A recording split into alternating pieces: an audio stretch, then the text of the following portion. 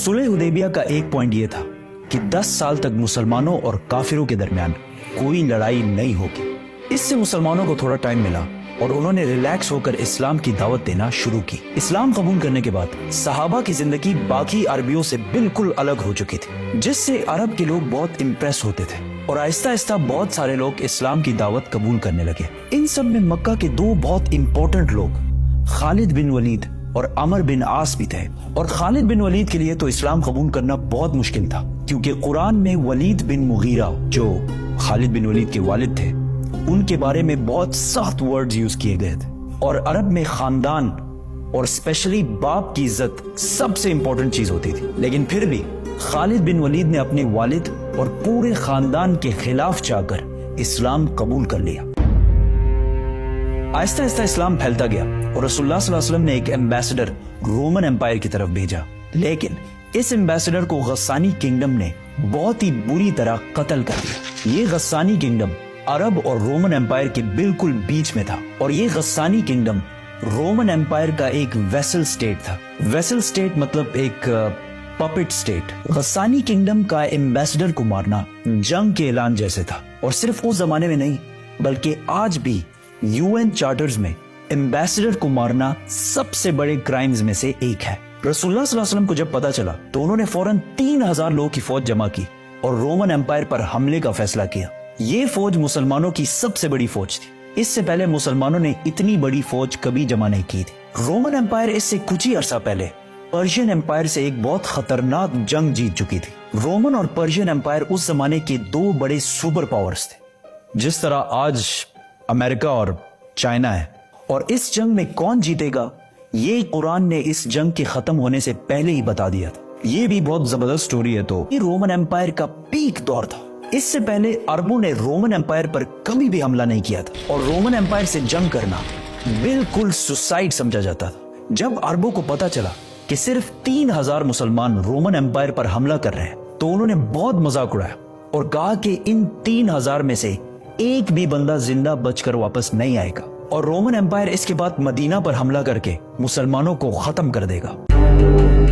रसूलुल्लाह सल्लल्लाहु अलैहि वसल्लम ने इस फौज का लीडर ज़ैद बिन हारिसा रज़ियल्लाहु तआला अन्हु को बनाया। इस्लाम से पहले ज़ैद बिन हारिसा को रसूलुल्लाह सल्लल्लाहु अलैहि वसल्लम का बेटा माना जाता था और बाकी फौज को बताया कि अगर ज़ैद बिन हारिसा शहीद हो जाए तो तुम्हारा नेक्स्ट लीडर जाफर बिन अबी तालिब होगा, जो हजरत अली रज़ियल्लाहु तआला अन्हु के भाई थे। और अगर जाफर भी शहीद हो जाए तो तुम्हारा लीडर अब्दुल्ला बिन रवाहा होगा। और इन्हें कहा उस जगह पर जाओ जहां इन्होंने हमारे एम्बेसडर को शहीद किया था और इन्हें इस्लाम की दावत दो। अगर ये लोग इस्लाम कबूल ना करें सिर्फ और सिर्फ तब इनसे लड़ाई करना, और हाँ, किसी बच्चे, बूढ़े या औरत को अंडर एनी सर्कमस्टांसेस नुकसान नहीं पहुंचाना और दरख्तों को भी नहीं काटना। ज़ैद रज़ियल्लाहु तआला अन्हु 3000 फौज लेकर रवाना हुए तो रास्ते में उन्हें पता चला कि रोमन्स 2 लाख फौज लेकर मुसलमानों की तरफ आ रहे हैं। 2 लाख 3000 वर्सेस 2 लाख। इस एनिमेशन को देखें, इससे थोड़ा अंदाजा होगा कि इन दो फौजों में कितना बड़ा डिफरेंस था। ये है एग्जैक्टली 3000 लोगों की फौज और इसके सामने ये है 2 लाख लोगों की फौज।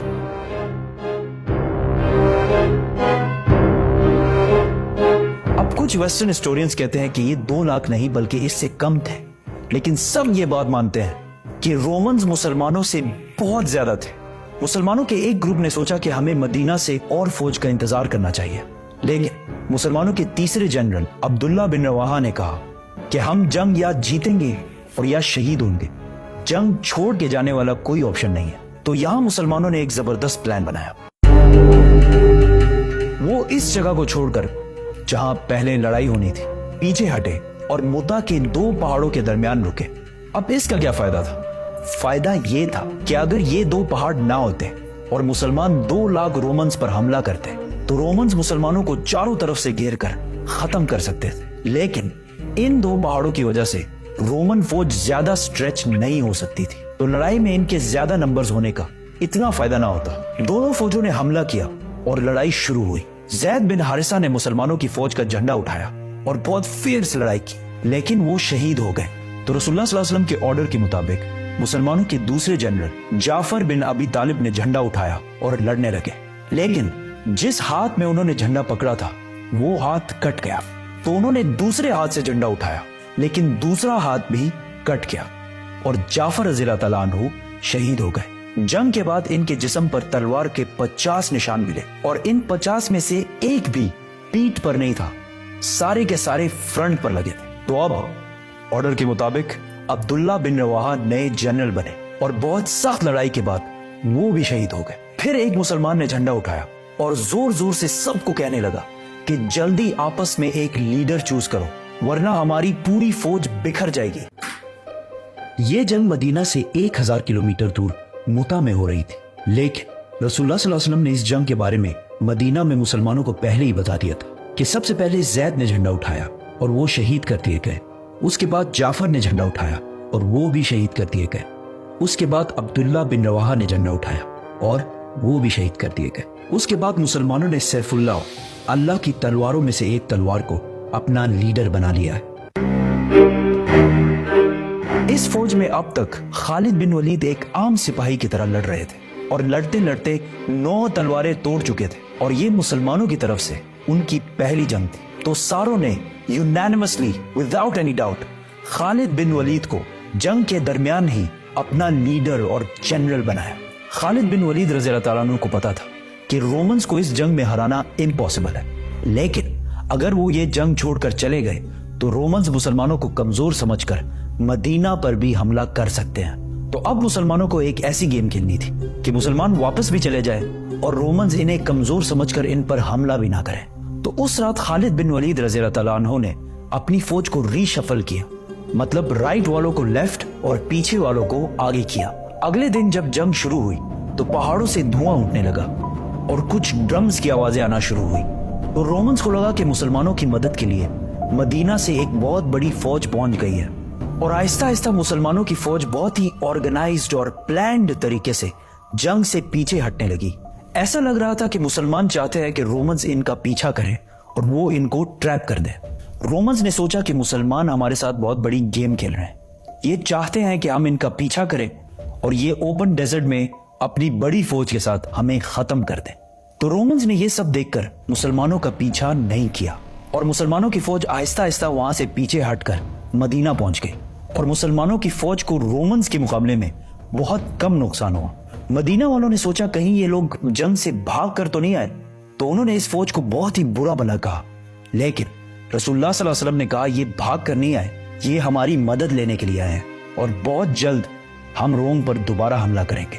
ये जंग तो रोमन्स और मुसलमानों के दरमियान थी, लेकिन पूरा अरब इस लड़ाई को बहुत गौर से देख रहा था, क्योंकि पहली बार अरब ने माइटी रोमन एम्पायर की ताकत को चैलेंज किया था। तो जब उन्होंने देखा कि 2 लाख फौज से लड़ने के लिए सिर्फ 3000 लोग गए और ठीक ठाक वापस भी आ गए, तो ये अरब की तारीख में बहुत ही इम्पॉसिबल काम हुआ था, जिससे बाकी अरब के दिलों में मुसलमानों के लिए बहुत इज्जत पैदा हुई। और अरब के वो कबीले जो हर जंग में खंदक, बदर, ओहद में मुसलमानों के हमेशा खिलाफ होते थे, जंगे मुता के बाद इस्लाम की तरफ आने लगे और मदीना की ये छोटी सी रियासत आहिस्ता आहिस्ता हर तरफ फैलने लगी। अब यहाँ कुछ हिस्टोरियंस कहते हैं कि रोमन्स इतनी छोटी फौज से जंग सिर्फ इसलिए हारे क्योंकि रोमन एम्पायर कुछ साल पहले पर्शियन एम्पायर से जंग के बाद बहुत कमजोर हो चुकी थी। उस जंग में पर्शियन एम्पायर ने रोमन एम्पायर को बिल्कुल तबाह बर्बाद कर दिया था, लेकिन उसी टाइम कुरान के सूरह रोम में कहा गया था कि ये जंग पर्शियंस नहीं रोमन्स जीतेंगे। और ये भी बहुत इंटरेस्टिंग स्टोरी है। सब्सक्राइब।